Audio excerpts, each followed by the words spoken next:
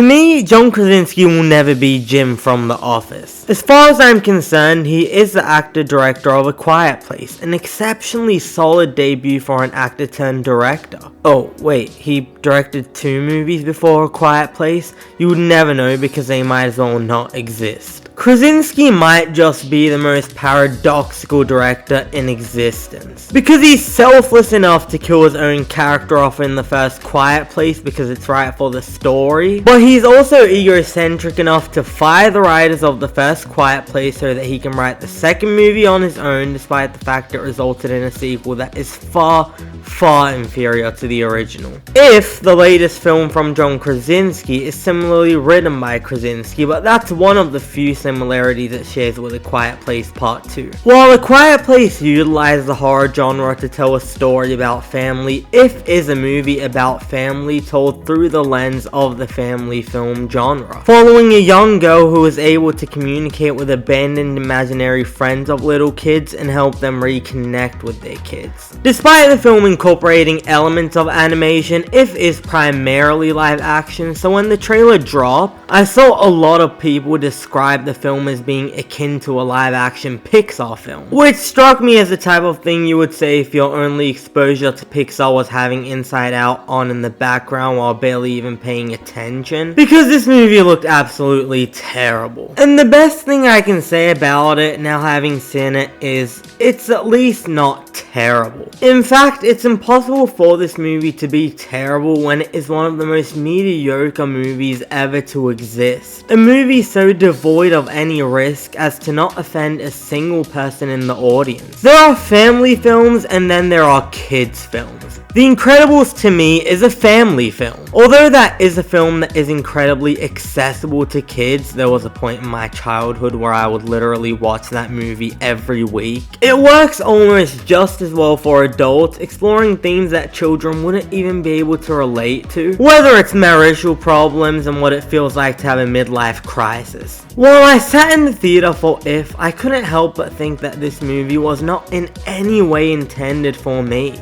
This movie is intended entirely for the screaming kid in the aisle across me, whose mother was chasing them down the theater steps to calm them down. Yet surprisingly, the structure and pacing of the movie feels entirely alienating to kids and quite inconsiderate of their short attention span. At 1 hour and 45 minutes, it's a short film when you compare it to most wide mainstream releases, whether it's Kingdom of the Planet of the Apes or The Fall Guy. Yet despite a short runtime, the movie doesn't feel like it's in any rush to get anywhere, resulting in a frustratingly unfocused screenplay. You will want to reach through the screen and grab John Krasinski's father character and tell him, "Dude, you're on the clock. You've only got 1 hour and 45 minutes of runtime. Let's get this thing moving, shall we?" And just like a teen who ignores the stack of homework they've got to attend to in favor of playing another Call of Duty match, he just refuses to listen. The movie just keeps going on and on, taking left turns and right turns, doing donuts on the road that is its screenplay, and simply refusing to settle. The first 40 minutes of the film are exposition, the next 20 minutes are the characters. She interviews a bunch of different ifs and then tries to reconnect them with kids, and then the final 45 minutes strangely decides to focus on the characters going on a mission to reunite one specific imaginary friend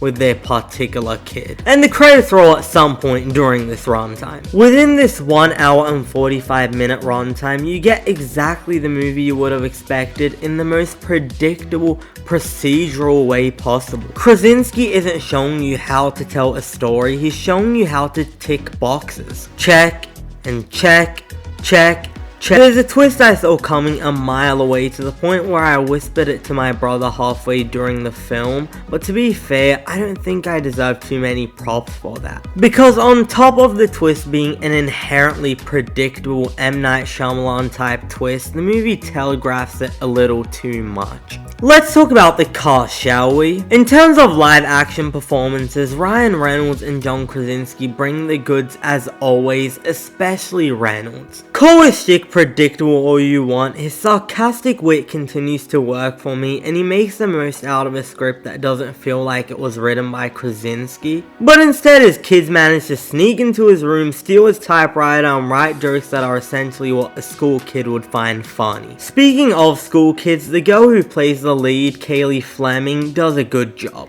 She's got heart and manages to avoid the melodramatic trappings that young actors tend to fall into, which makes the emotions feel less manipulative and more sincere. Yet the most on paper impressive aspect of the cast is the voice cast, with John Krasinski bragging that he got the most yeses he's ever heard in his life for this movie. Steve Carell was in this, Phoebe Waller-Bridge is in this, Emily Blunt, George Clooney, Bradley Cooper, Bill Hader, Keegan-Michael Key, Blake Lively, Maya Randolph, Brad Pitt, Jon Stewart. And to that I want to tell John Krasinski, congratulations. You not only managed to assemble the most A-list stacked voice acting cast ever, you also managed to squander them. It's absolutely baffling because the majority of these actors don't get more than 2 or 3 lines, and it's not in a clever I Am Groot-esque way. Matt Damon will just pop up, say the most forgettable lines in existence, and then leave. Funnily enough, no one is buying a ticket to a movie because Bradley Cooper is voicing a glass of water in it.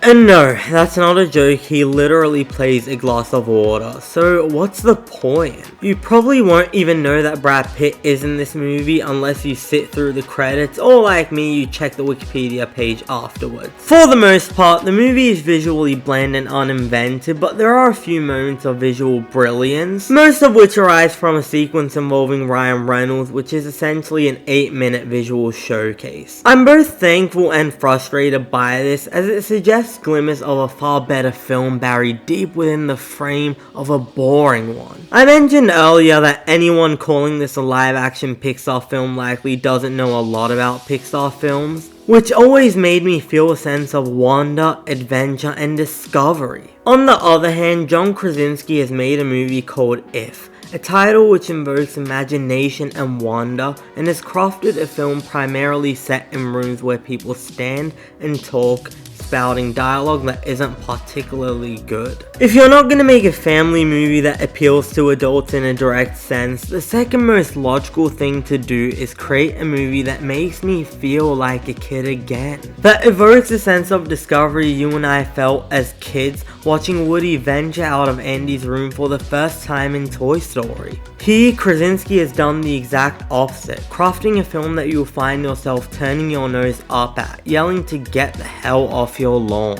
And for that, I give it a 5 out of 10. Thanks for watching. If you enjoyed this video, please leave a like and subscribe, and if you've gotten the chance to see If, let us know what you thought about it in the comments below. I'm Cinemike, and I'll see you next time.